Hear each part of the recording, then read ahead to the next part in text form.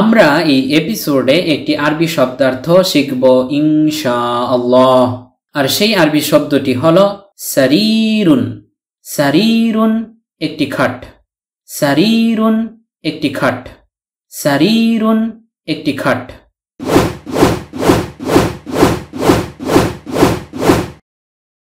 এই চিহ্নটি হলো পেশ। পেশকে আরবিতে দম্মাতুন বলা হয়। এই চিহ্নটি হলো জবর। জবরকে আরবিতে ফাতহাতুন বলা হয়। এই চিহ্নটি হলো জের। জেরকে আরবিতে কাসরতুন বলা হয়। এই হলো সারিরুন শব্দটি। এই শব্দটির শেষ বর্ণ র হরফের উপরে দুইটি দম্মাতুন রয়েছে, যা তানউইনুনের একটি লিখিত আকার। যেহেতু নুন সাকিনকে তানউইনুন বলা হয়, সেহেতু সারিরুন শব্দটির মূল রূপ হলো সারিরুন। সিন যোগ ফাতহাতুন সমান সমান সা, কেননা বাংলায় ফাতহাতুন সাধারণত আকারের উচ্চারণ দিয়ে থাকে। র যোগ কাসরতুন সমান সমান রি, কেননা বাংলায় কাসরতুন সাধারণত রস্ব ইকারের উচ্চারণ দিয়ে থাকে। যখন কাসরতুনের বাম পাশে খালি ইয়া তথা সুকুনুন যুক্ত ইয়া হরফটি আসে, তখন সেই কাসরতুনটিকে টেনে বা দীর্ঘ করে উচ্চারণ করতে হয়। তাই র যোগ ইয়া যোগ কাসরতুন মিলে রি হয়েছে, কেননা এই উচ্চারণটিকে টেনে বা দীর্ঘ করে প্রকাশ করতে বাংলায় দীর্ঘ ইকারের ব্যবহার হয়ে থাকে। র যোগ দম্মাতুন সমান সমান রু, কেননা বাংলায় দম্মাতুন সাধারণত রস্ব উকারের উচ্চারণ দিয়ে থাকে। নুন সাকিন হলো এটা, অর্থাৎ হলন্ত বা হসন্ত যুক্ত দন্তন্য বর্ণ। এই হলো সারিরুন। যদিও নুন সাকিনকে তানউইনুন বলা হয়, কিন্তু লেখার সময় নুন সাকিনকে দুই দম্মাতুন, দুই ফাতহাতুন ও দুই কাসরতুন আকারে লেখা হয়, তাই সারিরুনে দুইটি দম্মাতুন হয়েছে। তানউইনুন ব্যতীত শুধু সারির এর অর্থ হলো খাট, শয্যা, পালঙ্ক, বেড স্ট্যান্ড ইত্যাদি।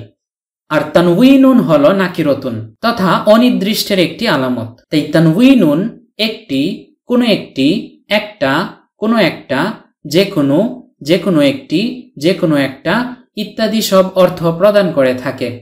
ফলে সারিরুনের অর্থ দাঁড়ায় একটি খাট। অনেক সময় আমরা সারির বলে থেমে যাই, শুধু সারির উচ্চারণ করে মুখস্থ করে থাকি, অর্থাৎ ওয়াকফ করে ফেলি, মানে শেষের তানউইনুনটি উচ্চারণ করি না। আশা করি এখন থেকে আমরা এর পরিপূর্ণ উচ্চারণ করার প্রয়োজনীয়তা খুব ভালোভাবে অনুভব করতে পারব।